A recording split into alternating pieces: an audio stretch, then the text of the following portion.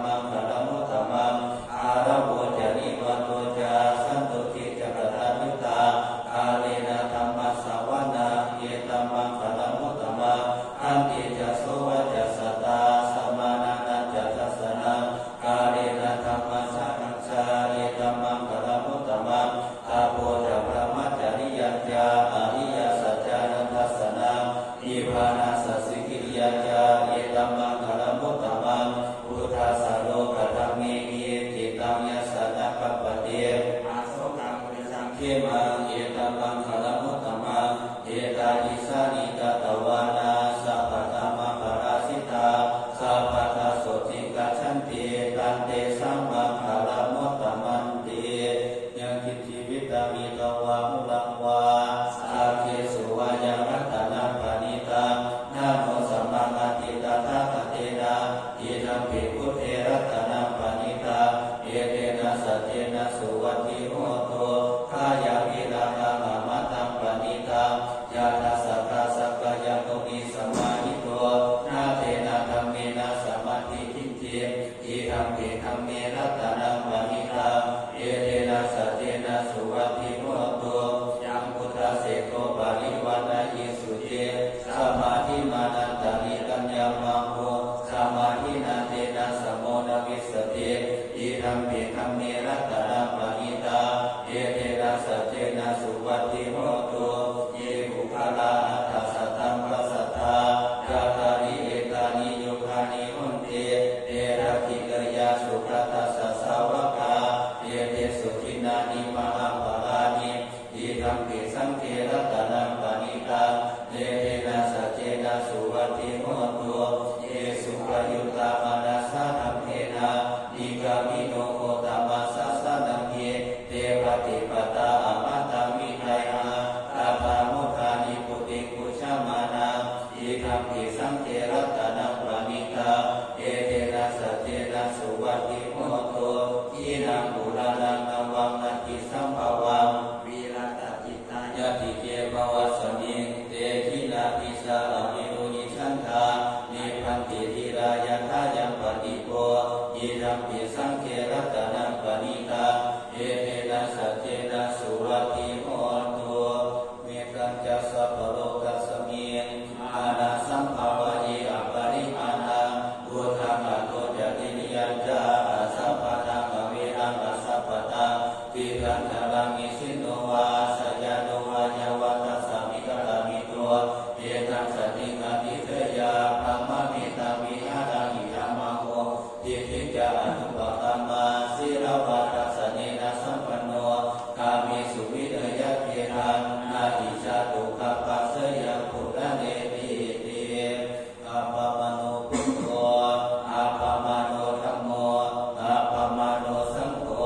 ปามานวัตตานิสิริสัพพานิอายุวิสิกาสัตตปะนิมุนานาปิสารภูมุสิกาอาตเมนะภะกตามิปริตังปาติกามันตุพุทธานิโสหังนะโมภะคะวะโตนะโมสัตตานังสัมมาสัมพุทธานังอุเทตยัญจะกุมาริตาราชาอริสวัตโนปัทวิปปัสโสอาตานามาสามิอริสวัตตังปัทวิปปัสสะกายสมุตตาวิหาริมุขิวาสะเยพระมนาเวกกุสปะทัมเมเตวินะโมเทจะมังปะระยันตัวนามาตุพุทธานังนามาตุโพธิยานะโมวิมุตตินังนะโมวิมุตติยาอิมังโสปะริตังกัตตวาโมโรจารติเอสนาอาเพทายัญจะกุมาเอกราชาอริสวัตโนปัทวิปปัสโสตานามาสามิอริสวัตนาปัทวิปปัสสะกายสัพพุทธาวิหาริมุรติเยพระมานาวิรกุสปะทัมเมเตเวนะโมเทจามังปะระยะโตนามาตุพุทธานังนามาตุโพธิยานะโมวิมุตตานังนะโมวิมุตติยาอิมังโสปะริตังกัตตวาโมโรวาสมาคัปปะนิเตอภิโลเกศิลปุโนสัจจโสติยันตยาเทระสัจเจนะกาหามิสัจจกิริยามนุตตรังอาวัชิตวาธัมมปารังสาริตวาภุปเกสิเนสัจจปารามวาชายาสัจจกิริยามกาสหังสันติปะคาปัตตนาสันติปะทาวัจจนามาตาปิตาจนิคันตาชาตาเวทปฏิกมาสาหัสเจกเตไมหามหาตัสสาริโตสิเควาเสสิโสตัสสะกริสานิโอตตังปัตตวายะทัสสิเคสัจเจนะเมสโมนาติเทสาเมสัจจปารมีติวิปัสสิสานามะโพจะกุมมัสสะสิริมโตเสกิสาปินามา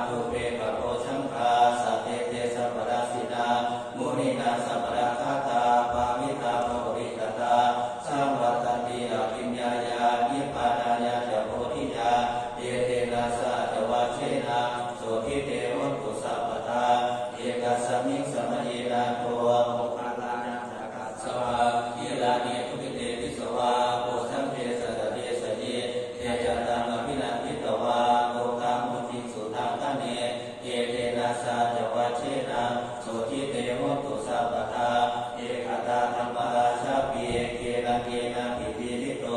จุนหาเทเรรัตเอวาปานาเปตวานัสสะตะสัมโมทิทวาจาปาทาตัมหะพุทธสิทานัสโส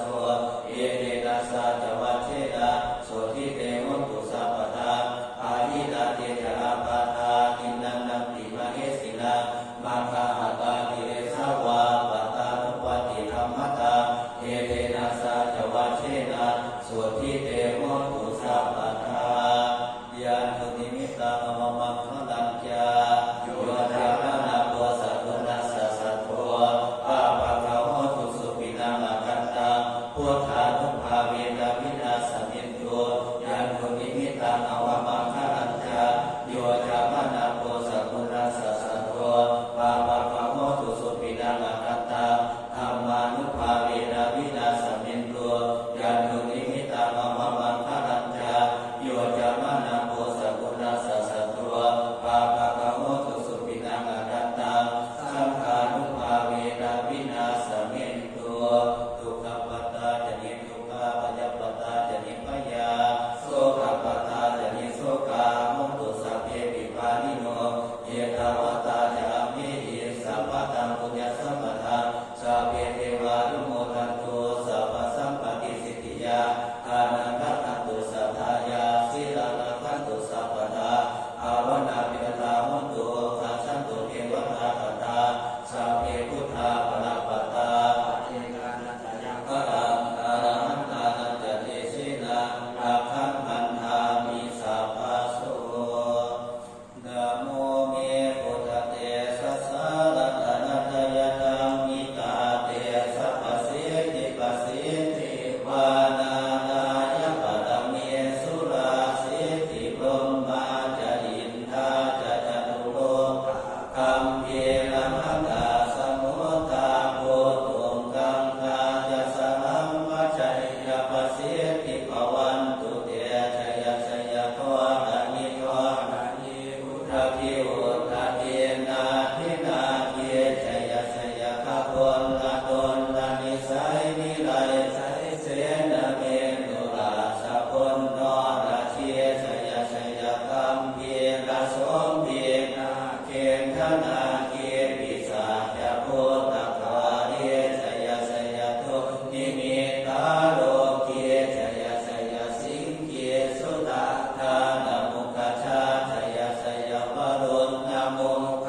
สาตาชัยชัยกัมปาทินาคปุตตะคันโตชัยชัยคัจฉพลนัตุลงสุภระโพสงสีหาเพียกทิปาชัยชัยวรุณ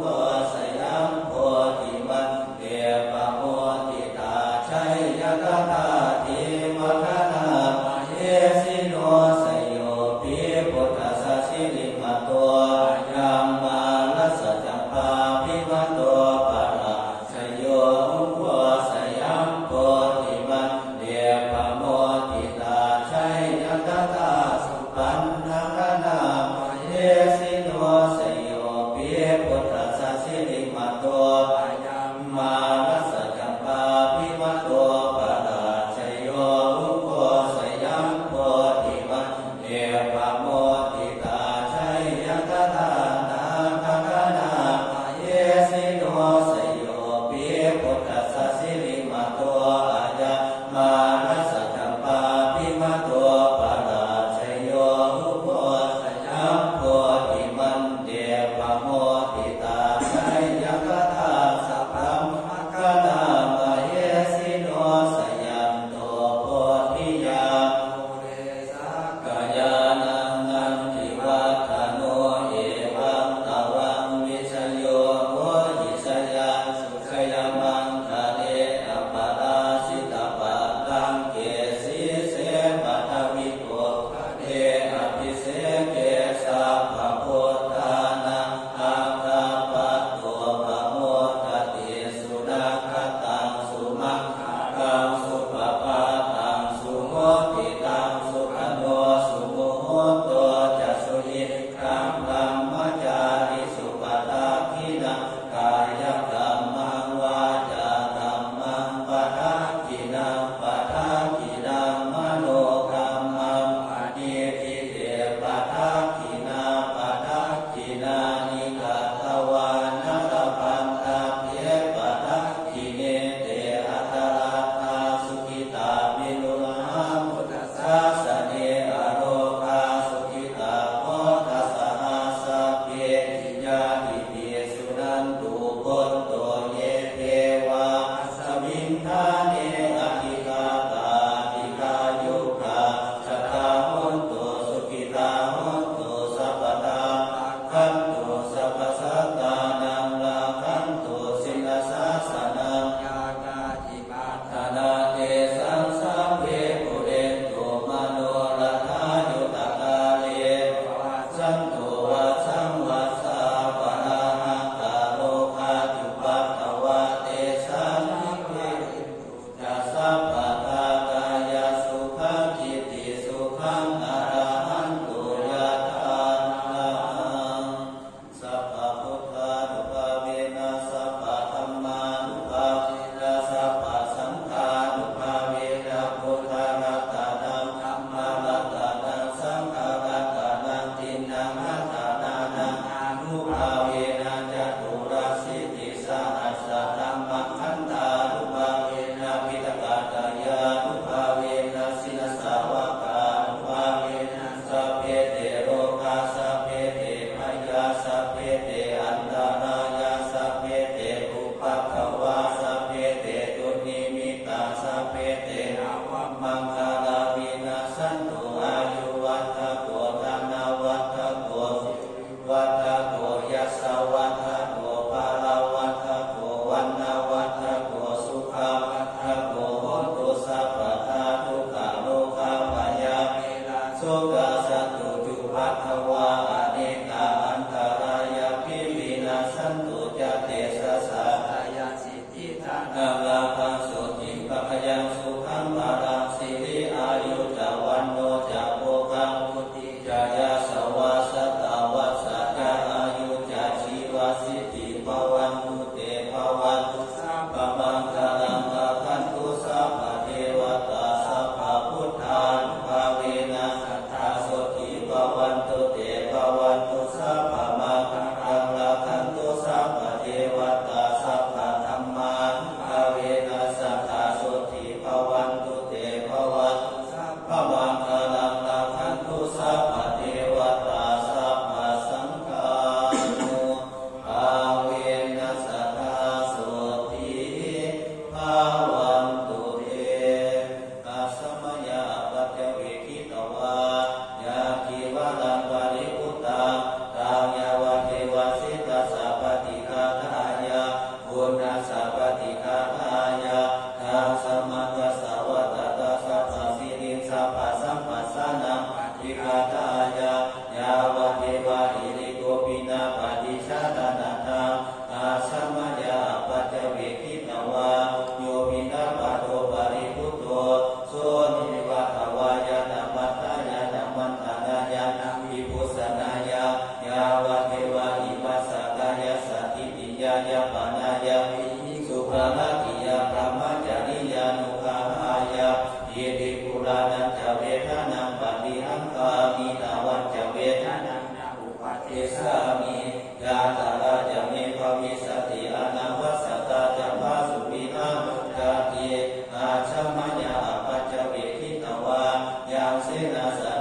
ริพุตังกายาวติวาสิตัสสะปฏิฆาทายะปุณัสสะปฏิฆาทายะกังสัมมากัสสะวัตตะสัพพสิริสัพพสัมมาสานังปฏิฆาทายะยาวติวาอุตุปาริสยาวิโนทานังปฏิสารณะมัตถังอัญชมยาปัจจเวคิตวาโยคิลานังปัจจยเกสัสสะปริคาโรปริพุตโตโสยาวติวาอุปันนานังเวยาปฏิฆานังเวทนานังปฏิฆาทายะอาภายาปัจจาปะระมะกายาติชะระธรรมโมอิสระมนาทิโตความแก่เป็นธรรมดาจะล่วงพ้นความแก่ไปไม่ได้พยาธิธรรมโมอิพยาธินานาทิโตเรามีความเจ็บไข้เป็นธรรมดาจะล่วงพ้นความเจ็บไข้ไปไม่ได้มรณะธรรมโมอิมรณะนานาทิโต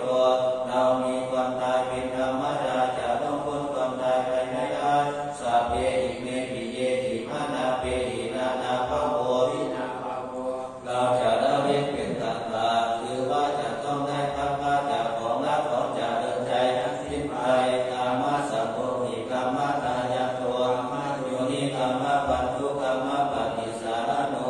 เรามีกรรมเป็นของตนมีกรรมเป็นผู้ให้ผลมีกรรมเป็นแดนเกิดมีกรรมเป็นผู้ติดตามมีกรรมเป็นที่พึ่งอาศัยยังกรรมาตาริสามีกันละยาดังวาปะปะกังวาตัสสะทายะโตวิสามีเราจะทำกรรมอันใดไว้เป็นบุญหรือเป็นบาปเราจะเป็นทายาทคือว่าจะต้องได้รับผลของกรรมนั้นสืบไป